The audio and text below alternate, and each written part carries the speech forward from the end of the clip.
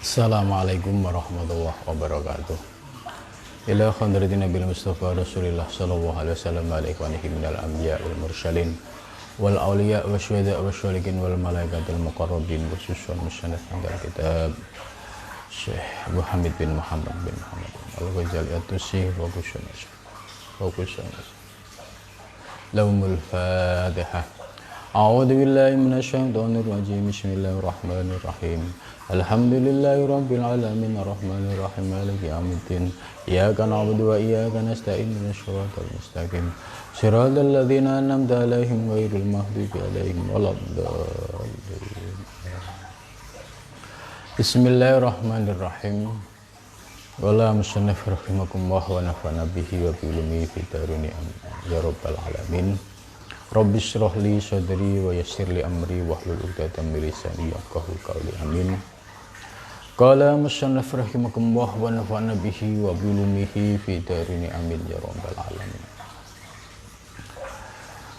Pembahasan kitab Mishkatul Anwar ya pagi ini melanjutkan dari pembahasan minggu yang lalu, membahas pasal yang kedua tentang makna-makna simbolik ya dari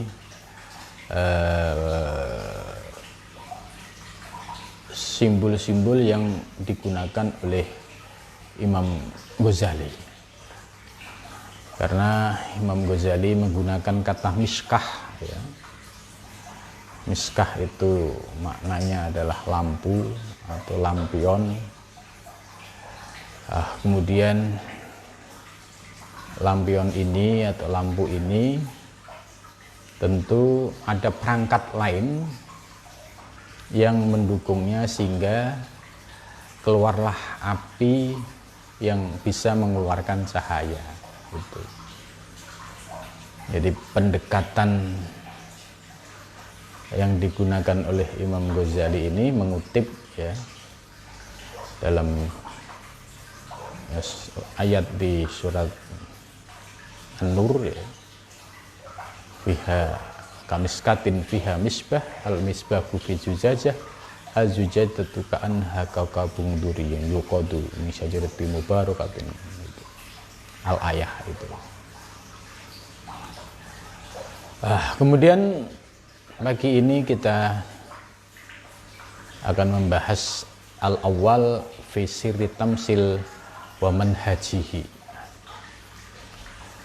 Ya, sebelumnya Imam Ghazali sudah menyampaikan bahwa dalam pembahasan tentang simbol-simbol ini akan membagi menjadi dua. Yang pertama menjelaskan tentang sirut tamsil wa manhajihi, yaitu rahasia perumpamaan-perumpamaan dan manhajnya. Seperti pada pengajian lalu sudah saya jelaskan bahwa para sufi dalam menjelaskan hal-hal yang bersifat spiritual itu dengan simbol-simbol ya, kalau bahasa Jawa dengan sanepo gitu ya.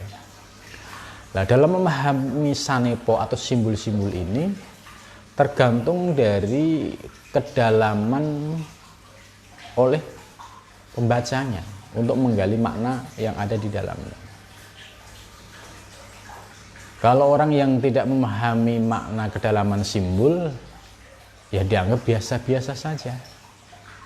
Seperti simbol yang di Cirebon ada iwak telu, ya, ndas siji, atau simbol hua yang sering digunakan oleh para pengikut Ibnu Arabi, ya, baik di Turki, di Andalusia, di Cina.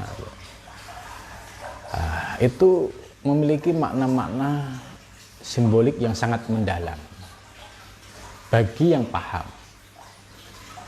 Ya, begitu juga simbol-simbol yang digunakan oleh para ulama sufi Jawa. Ya, itu ada perumpamaan ya, bahwa kehidupan semesta ini ya tidak ubahnya seperti pentas wayang. Jadi ada dalang, ada wayang, ada kelir, ada panggung. Gitu.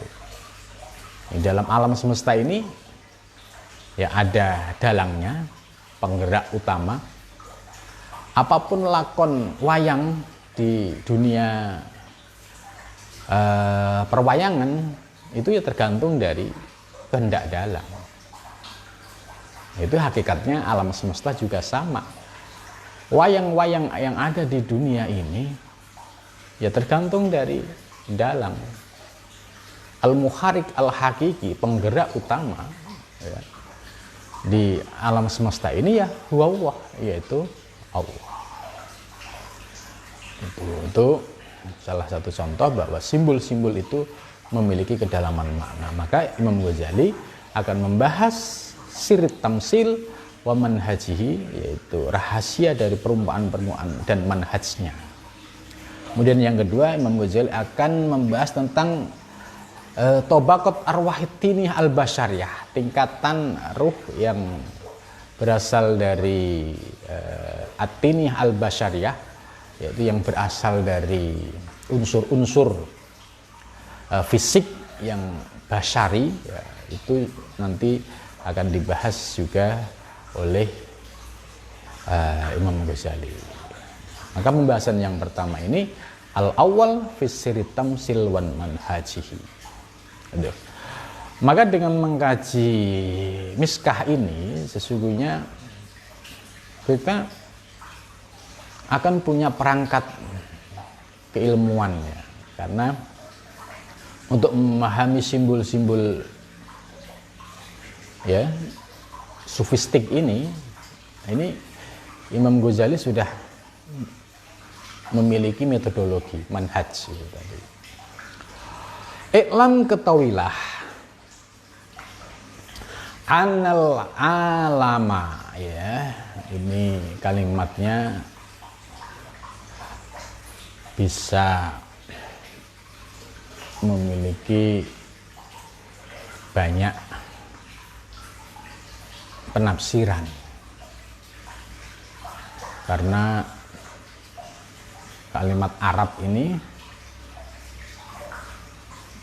kalau dia salah huruf ya salah arti, ya, salah harokat salah arti, salah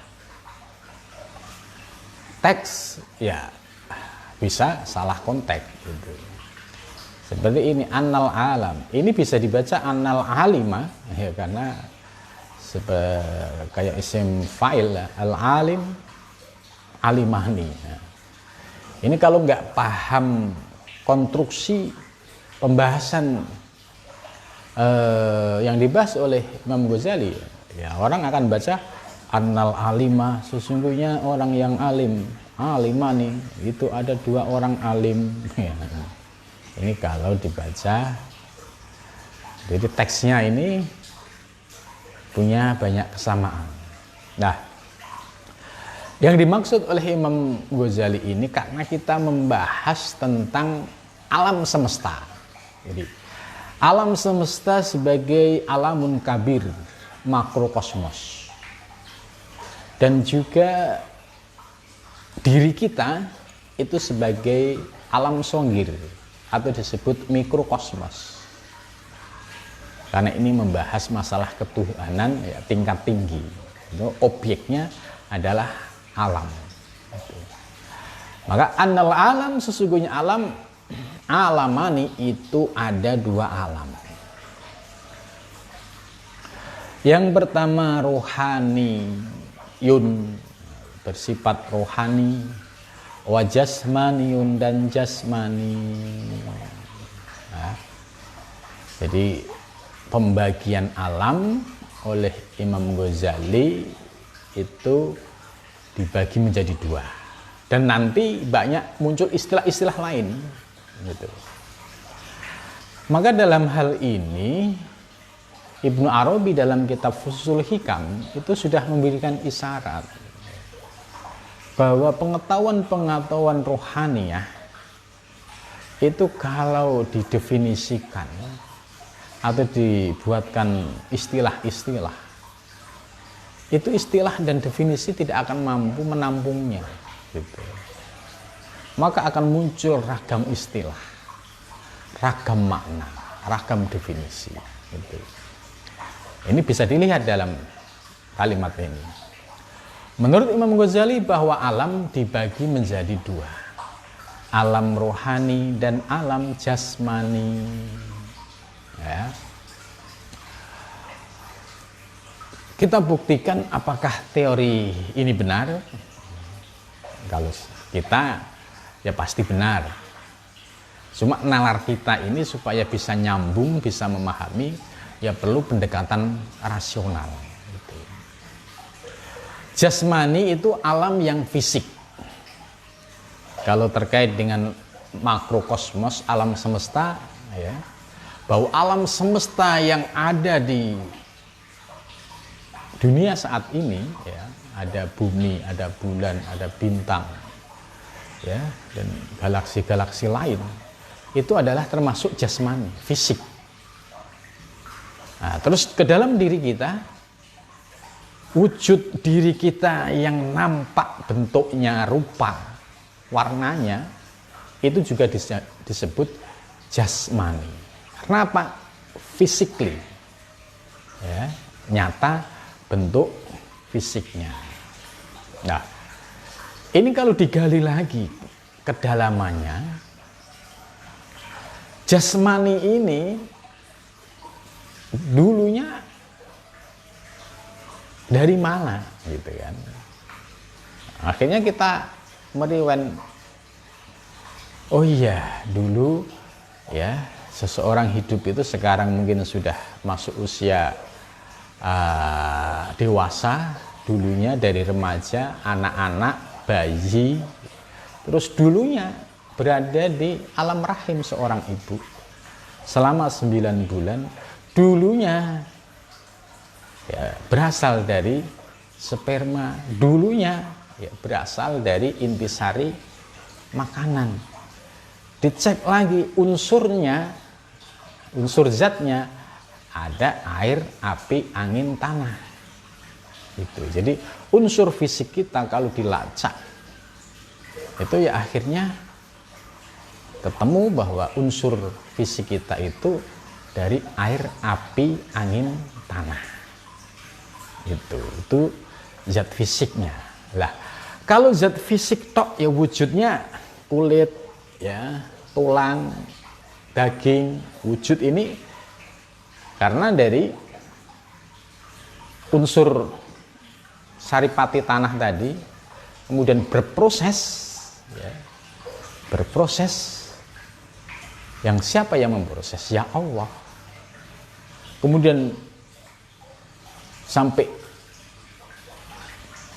menjadi bentuk, ya, setiap orang itu punya bentuk yang berbeda-beda, ya. Ya, mirip ada, cuma plek itu tidak ada, gitu ya. Nah, ini akhirnya ketemu bahwa jasad fisik ini di dalamnya itu ada ruh. Makanya disebut yang aspek batiniah disebut rohani, yang aspek luar ini disebut jasmani. Ya. Kalau perumpamaan di Jawa itu aspek fisik luar ini disebut warongko, yaitu wadah keris, sedangkan isi di dalamnya itu kerisnya. Gitu.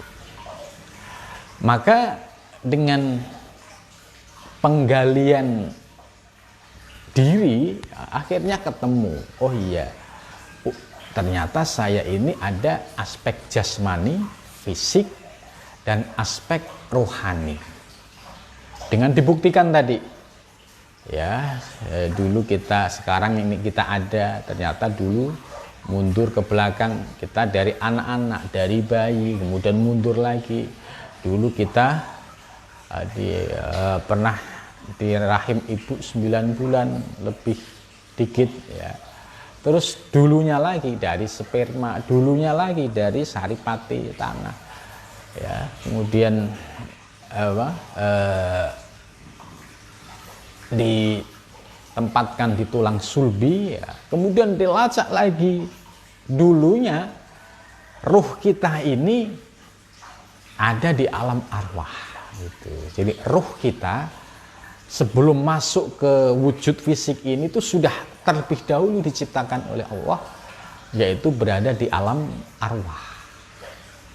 Itu yang sering sudah saya sampaikan berkali-kali ya, dalam surat Al-A'raf ya 172 itu dalam ayat tersebut ya sudah digambarkan secara jelas bahwa proses kejadian manusia itu ya ketika posisi di alam arwah berarti di situ ya ruhnya sebelum ruh ditiupkan ke janin ya, sebelum keluar di dunia itu di alam arwah itu sudah ada duluan. Dan dalam ayat Al-A'raf 172 dijelaskan semua ruh itu sudah dikhitab oleh Allah, alastu birabbikum. Ini ruhnya. Apakah aku ini Tuhanmu? Ruh semua menjawab, qalu bala, syahidnya. Qalu ya mereka menjawab bala enjih Gusti. Syahidna, kami menyaksikan. Gitu. Karena kata menggunakan syahidna itu berarti menyaksikan, tapi penyaksiannya bukan bil ain ad-dhahiri, bukan pandangan mata dia, tapi bil ain ya al-basyirah, menggunakan yaitu pandangan basyirah. Maka jawabnya qalu bala syahidna. Itu ya. Lah ruh inilah yang sudah dikhitab oleh Allah. Artinya ruh setiap manusia sudah ma'rifah, sudah mengenal Allah ya. Kemudian berproses ya melalui dari sperma. Nah, sperma ini ada 300 juta sel sperma berpacu ya supaya bisa masuk ke indung telur, ke sel telur wanita. Itu hanya satu yang jadi. Itu dari 300 sel telur hanya satu yang jadi. Kemudian setelah dia jadi menjadi zigot, berproses 40 hari pertama ya, nutfah, kemudian 40 hari berikutnya alaqah, kemudian sampai mudghah, terus berikutnya wanufika fihi ruh ditupkan. Itu ruh yang ada di alam arwah tadi. Setelah ruh berproses sampai 7 bulan, 9 bulan lebih keluar.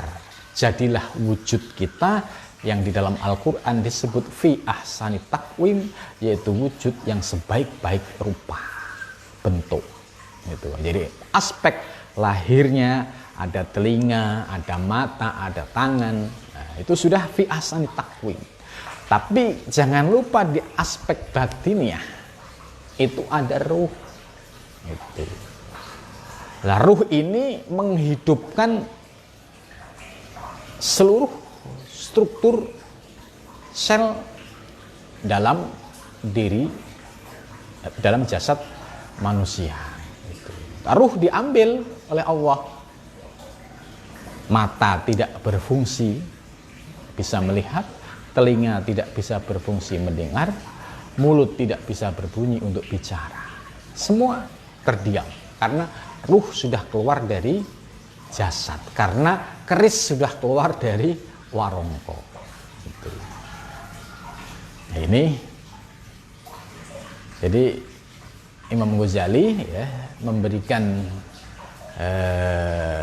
terminologi ruhani dan jasmani ini supaya menyadarkan kita bahwa kita ini manusia yang ada aspek jasmani, ada aspek ruhani. Lah ketika masa berlaku jasad ini di dunia itu selesai, ya, expired, ya, tergantung dari jatah usianya. Ada yang masih bayi meninggal, remaja meninggal, dewasa meninggal, kakek-kakek itu sudah sampai sudah sangat tua belum meninggal juga banyak. Nah, kemudian setelah meninggal terpisah antara rohani dan jasmani. Nah, jasmani yang unsurnya dari air, api, angin, tanah tadi akhirnya dikembalikan ke asal usulnya, yaitu dimakamkan di kuburan. Ya, karena dia adalah manusia yang beragama, kemudian dibungkuslah dengan kain kafan. Ya. Ini memiliki makna yang sangat mendalam, ya, bahwa semua manusia pasti akan mati, ya, akan dibungkus kain kafan, dan pada saat itu ya nggak ada yang dibanggakan, nggak ada yang bisa diagung-agungkan ya kecuali amal ibadah. Lah, yang ruhani tadi itulah yang akan meneruskan perjalanan di wilayah alam berikutnya. Jadi alam jasmani kontraknya ya sebatas menjadi wadah ketika di dunia ini. Ketika sudah terpisah ruhnya, jasmani dikembalikan kepada asal usulnya, yaitu kembali ke tanah. Tapi yang jasmani tadi, yang ruhani tadi hidup lagi di alam barzah. Ya, di alam barzah, ya di sana wujudnya ya copy paste dari wujud yang jasmani. Di sana akan meneruskan perjalanan hidup, ya, ketemu mungkar nakir, ya, mendapatkan siksa kubur, nikmat kubur, ya ini yang barzakhi tadi. Ya, lah, dengan demikian ya bahwa kita ini manusia ternyata manusia yang memiliki potensi rohani. Ya, karena itu mumpung kita masih hidup, ya, diberikan sehat walafiat, ya, kita belajar mengkaji diri supaya apa? Supaya ketika kita hidup di alam barzakh nanti itu memperoleh kebahagiaan atau sa'adah, ya, di alam kubur. Jangan sampai karena ketidaktahuan kita, orientasi hidup kita hanya materi, duniawi, ya kan, berangkat kerja dari subuh, pulang malam, pulang, begitu terus. Tapi orientasi hidupnya hanya duniawi. Nah, tidak ada orientasi untuk bekal di akhirat. Padahal kan bedanya hanya tipis. Ya, kalau dia ngerti ilmunya, ya, bahwa kesibukan yang demikian itu juga bisa dibelokkan orientasi untuk akhirat juga bisa, gitu. Kalau ngerti ilmunya. Ini bagi orang yang terhijab, tertutup, ya orientasi hidupnya ya kerja keras, ya supaya kaya, sukses, itu. Tidak punya target bagaimana saya sukses dunia dan akhirat. Jadi orang yang sukses hakiki itu ya dia bisa menghabiskan waktu di dunia itu dengan investasi untuk akhiratnya. Ini yang sukses. Jadi kekayaannya tidak sebatas disimpan untuk kepentingan dunia, tapi disimpan untuk kepentingan akhirat. Ini yang sukses lagi, karena perjalanan kita masih panjang, gitu. Sampai hari kiamat, sampai yaumul mahsyar, sampai yaumul hisab itu masih panjang banget. Gitu. Sampai apakah kita ini termasuk min ahli jannah, gitu kan? Amin ya kalau ahli jannah. Kalau min ahli nar, naudzubillah min dalik, gitu. Mudah-mudahan tidak di posisi itu. Ya. Nah, maka dengan ilmu ini kita akhirnya bisa mengenal diri. Kalau kita bisa mengenal diri, berarti kita bisa mempersiapkan diri bagaimana kita ya bisa masuk ke alam barzakh nanti atau bisa pulang, karena kita kan di dunia ini kan hanya mampir sebentar ya, bisa pulang dan tahu jalannya pulang. Itu. Maka perlu bimbingan ilmu tasawuf, ilmu hakikat, dan ilmu thariqah. Ya. Ini jadi rohani dan jasmani ya saya kira ini cukup mencerahkan bagi kita ya bahwa diri kita ini ya ada aspek jasmani, ada aspek rohani. Nah, sebenarnya kalau dijelaskan secara detail ya tidak hanya dua jasmani rohani gitu. Karena banyak teori kan, banyak teori tentang alam-alam rohani ya. Kalau kita baca kitab At-Tufa Al-Mursalah ya, itu ada 7 tingkatan alam ya, ini 7 itu perincian ya. Sebenarnya kalau dibuat garis besar ya 2 aspek rohani jasmani, tapi kalau dijelaskan secara rinci dan detail ini melalui teori martabat 7 ini lebih jelas lagi ya. Kalau ingin tahu penjelasan martabat 7 ya ikut ngaji di kitab At-Tufa Al-Mursalah ya, malam minggu itu kita bahas kitab itu ya. Jadi istilah ruhani dan jasmani ini menurut saya ini cukup menyadarkan kita bahwa diri kita ini ada aspek ruhani, ada aspek jasmani. Maka jangan sampai kita hidup hanya memanjakan yang jasmani tapi rohaninya tidak diurusin itu. Jasmani perlu perawatan. Perawatannya mahal, makan minum ya, supaya jasad itu bagus perlu perawatan. Begitu juga rohani. Rohani ini kalau dirawat secara baik juga akan muncul cahaya-cahaya ilahiyah. Gitu. Tapi kalau rohani ini nggak dirawat ya, apalagi banyak dijadikan tempat sampah, kotoran-kotoran apapun masuk di tempat sampah ya, maka ya potensi rohani, potensi ilahiyah tidak akan muncul. Yang ada ya rohaninya mati. Padahal nanti setelah fisik ini selesai, rohani ini yang akan melanjutkan kehidupan di alam barzakh itu. Jadi ini menurut saya ya, menarik dan menyadarkan kita gitu. Kalau dengan penjelasan ini kok kita masih hidupnya orientasi dunia melulu ya ya berarti belum mendapatkan pencerahan gitu.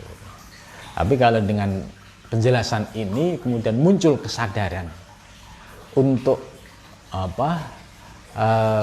menggali potensi rohani, karena ternyata rohani saya dulu sudah makrifah mengenal Allah, sekarang menjadi gelap gulita ini kan ya karena kesalahan kita sendiri. Maka tugas kita sebagai seorang salik yang menuju Allah adalah bagaimana membersihkan ya rohani kita dari sampah, tumpukan sampah-sampah duniawi tadi supaya bisa menjadi bersih ya, kemudian kita rawat. Rawatnya dengan apa ya? Dengan zikir yang istiqomah.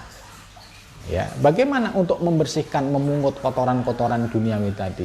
Ya dengan riyadhah puasa Senin Kemis. Sampai kapan? Ya sampai bersih. Apakah bisa ditarget? Ya, kira-kira sekian minggu? Ya, ini bukan kursus kilat. Ya, orang membersihkan batiniah itu ya perlu perjuangan bertahun-tahun, perlu kesungguhan dan istiqomah.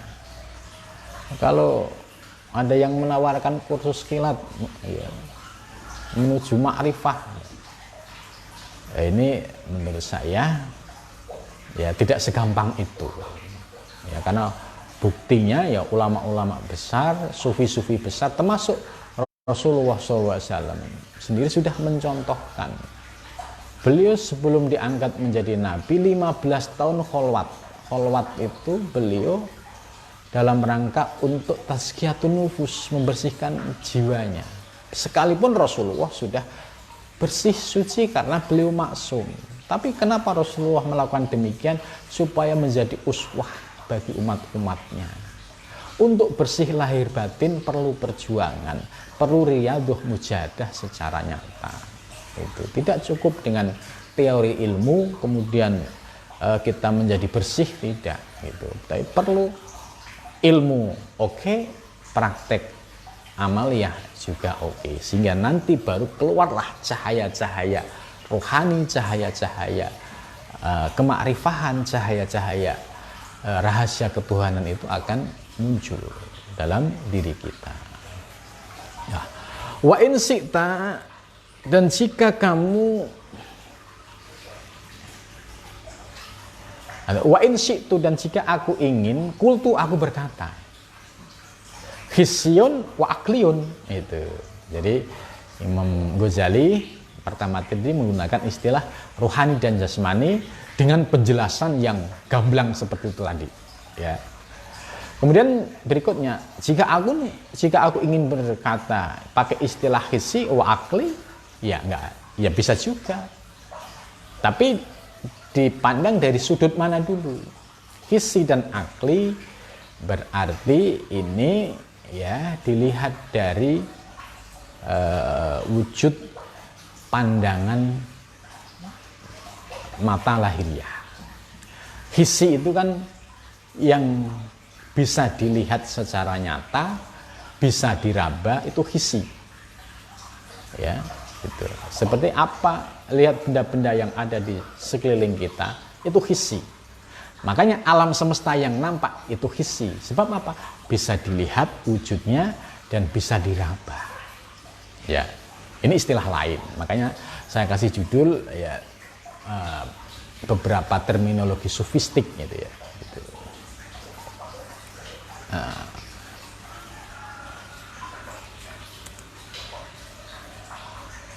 Kemudian setelah hissi ada juga akli, ya. Jadi ada hissi, ada akli. Lah, akli di sini maksudnya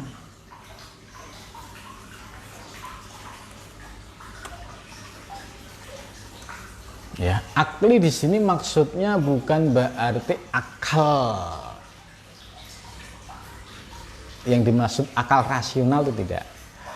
Artinya akli itu bisa dipahami selain menggunakan pendekatan rasional tadi, juga harus didasari dengan pendekatan keimanan.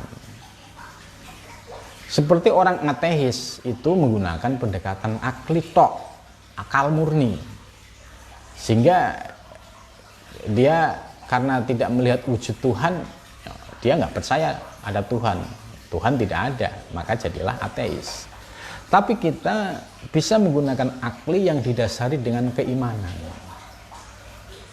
Maka ketika ada kabar dari Al-Quran bahwa ada kehidupan di surga, di neraka, itu kan kita iman percaya bahwa di Al-Quran Al-A'raf 172 menjelaskan bahwa seluruh ruh di alam arwah dihitab oleh Allah, ya, qalu alastu bi rabbikum qalu bala sahidna. Oh iya, kami mengimani.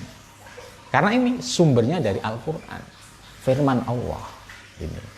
Ini yang disebut akli. Jadi hissi itu adalah apa yang bisa dilihat secara kasat mata dan bisa diraba dengan indrawi, sedangkan akli, ya, akal rasional kita harus dibarengi dengan keimanan, ditambah lagi dengan basyiratul qalb.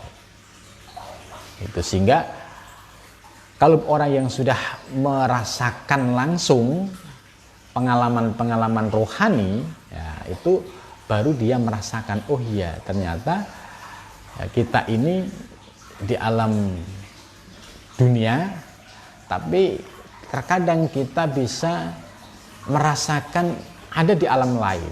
Contoh misalkan kita diberikan anugerah mimpi di wilayah rohani, ya, kita bisa bertemu dengan orang-orang soleh, ya, teristimewa lagi kita bisa berjumpa dengan Kanjeng Nabi Muhammad SAW.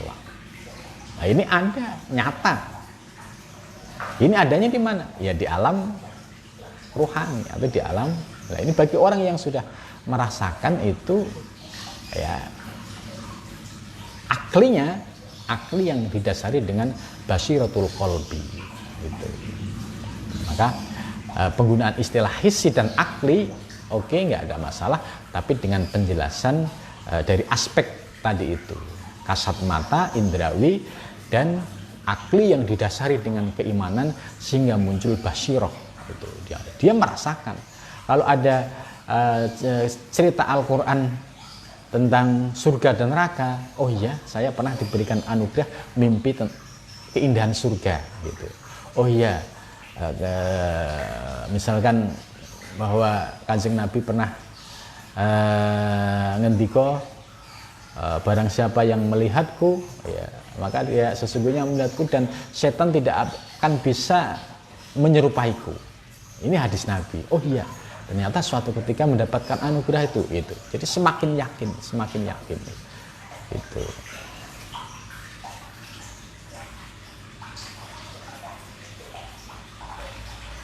Wa in syi'tu, dan jika aku pengen bisa menggunakan kata ulwi dan sufla.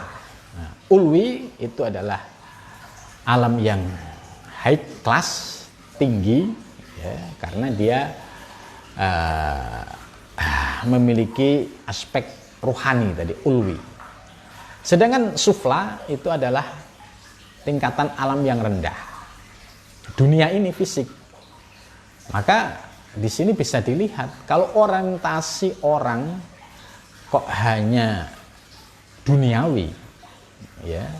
Jadi orientasinya itu ya dari pagi sampai malam yang dicari hanya dunia gitu. Nah, ini termasuk orang yang masuk ke kelompok sufla, ya, rendah. Dia nggak punya orientasi bahwa ada keindahan dan kebahagiaan yang hakiki di alam ulwi, yaitu di alam rohani. Gitu. Nah, maka orang yang orientasinya hidupnya di duniawi, maka nanti di alam barzakhi baru merasakan penyesalan. Itu. Maka dengan pembagian ulwi dan sufla ini supaya kita menyadari bahwa kalau orientasi orang ke duniawi ini ya orientasi hidup yang rendah. Sekalipun dia kaya raya misalkan, tapi rendah sebab ini masa berlakunya hanya di dunia. Tapi orang yang orientasinya ukhrawi, ya, dia punya visioner. Oh iya, saya kerja keras, tapi selain untuk dunia juga untuk investasi akhirat. Nah, ini orang yang orientasinya seperti ini, dia masuk pada tingkatan ulwi. Gitu. Nah, kita mau pilih yang mana? Ya, yang sufla atau yang ulwi? Ya, tentu yang istimewa adalah yang ulwi, karena ini keindahan alam di rohani, dan orang yang mendapatkan anugerah ini ya tentu istimewa. Wal kul mutaqarrib, dan semuanya istilah-istilah tadi, terminologi tadi mutaqarrib itu ya memiliki kedekatan makna, hanya beda-beda tipis adalah rohani, jasmani, gitu kan. Hanya istilah ini bisa dikaji dari sisi aspek mana yang mau dibahas. Ketika rohani, jasmani ya tadi pembahasannya seperti tadi, hissi, akli ya pembahasannya seperti tadi. Kalau ulwi dan sufla ya pembahasannya seperti tadi. Ya, tapi secara substansi wal kul mutaqarrib, ya, memiliki kedekatan makna. Wa innama tahtalifu bi ikhtilafil i'tibarat. Adapun perbedaan hanya perbedaan yang bersifat ibarat, istilah-istilah saja. Substansinya sama. Gitu. Hanya kalau hissi, akli, yang dimaksudi adalah untuk mendekatkan paham ini dari aspek wujud yang kasat mata, yang indrawi dengan yang non kasat mata dan non indrawi. Kalau ulwi dan sufla ini untuk menunjukkan tingkatan. Oh iya, orientasi kita hanya duniawi, ya ternyata makomnya rendah. Tapi kalau orang yang punya orientasi untuk ke alam rohani, apalagi tujuannya untuk usul ilallah, itu adalah orang yang istimewa yang memiliki kedudukan di wilayah rohani. Jadi wa inna mahtatalibu bitilafil itibarat, ya perbedaannya ini hanya sebatas perbedaan terminologi. Secara substansi mutaqarrib, ya. Fa idza tabartuhuma fi anfusihima qultu jasmani wa ruhani, ya. Jadi kalau aku ingin menggunakan ya dengan berkata jasmani, rohani, ya nggak ada masalah. Wa in i'tabartuhuma bil idhofah ilal ain, jika maksudnya gini, wa i'tabartuhuma fi anfusihima, jika aku ingin menjelaskan dari aspek anfus, ya diri kita ini, ya jasmani rohani, oke, pas, karena di dalam luar ini jasmani, di dalamnya ada rohani. Kemudian wa idza tabartu, dengan ketika aku menjelaskan dari aspek tadi kasat mata, ya kasat mata itu ya pandangan yang bisa melihat secara fisikly dan bisa diraba, maka aku menggunakan istilah hissi wa akli. Wa idza tabartuhu ma bi idhofati ahadima, dan jika aku mengungkapkan dengan menyandarkan salah satu keduanya dari yang lain, maka aku akan menggunakan istilah kultu ulwi wasufla.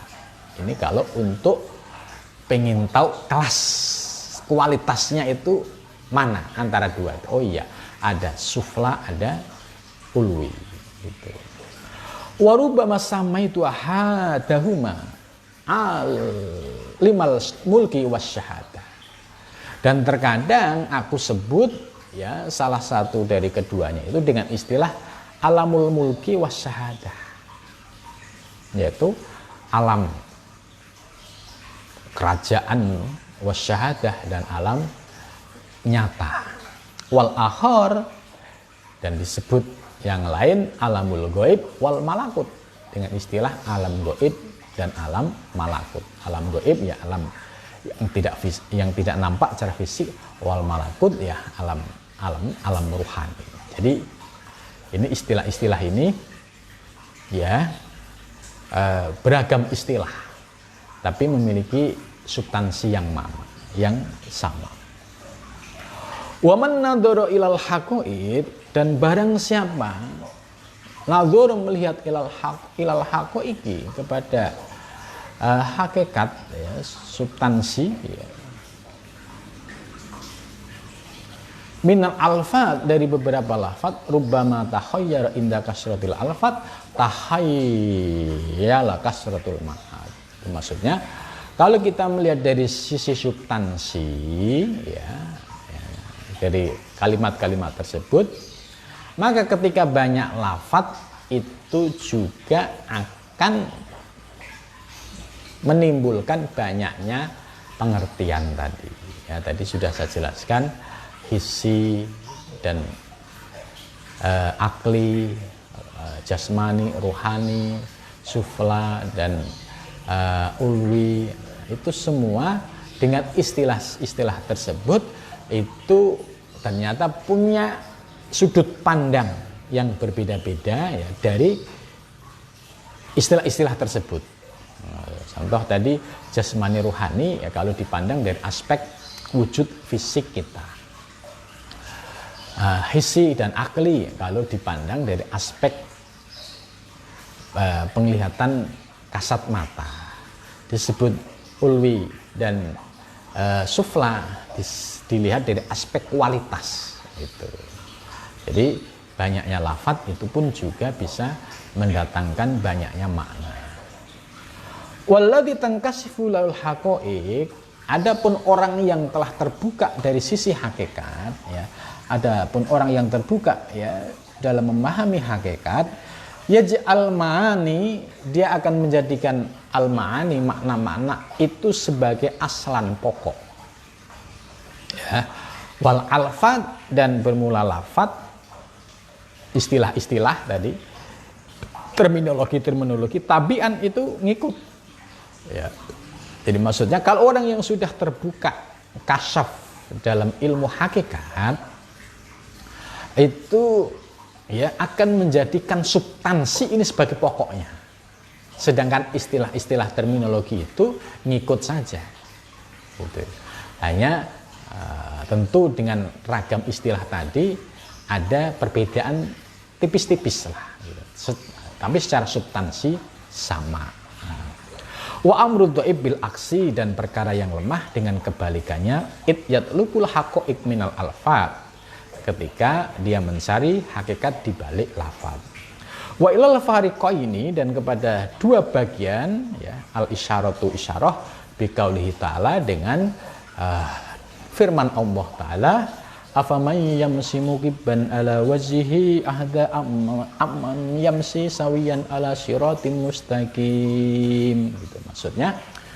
Imam Ghazali ingin menjelaskan adanya perbedaan-perbedaan isyarat tadi itu menunjukkan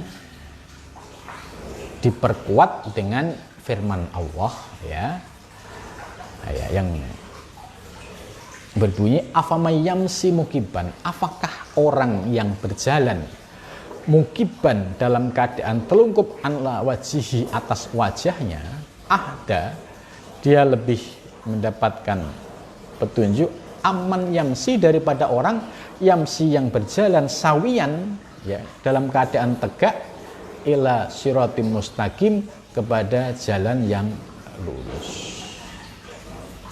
Ini menggambarkan dua tadi perbedaan. Yamsi mukiban ala wajhihi, orang yang berjalan tapi dengan telungkup wajahnya, dengan orang yang berjalan tegak menuju siratal mustaqim.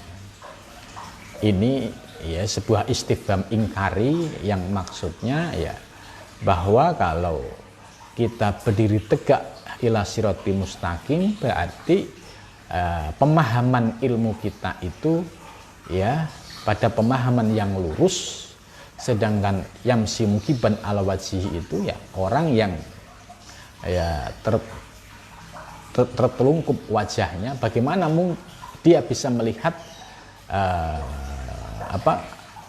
kebenaran kalau posisi wajahnya itu terungkup ke bawah. Ini sebuah perumpamaan saja. Nah, mudah-mudahan kita termasuk ya sawiyan, termasuk man yamsi sawiyan ala siratim mustaqim, yaitu orang-orang yang senantiasa berjalan tegak lurus ya, mendapatkan bimbingan dari Allah Subhanahu wa taala lahir dan batin, ala siratim mustaqim, atas jalan yang lurus ya. Cukup sampai di sini ya, mudah-mudahan penjelasan ini memberikan manfaat. Wassalamualaikum warahmatullahi wabarakatuh.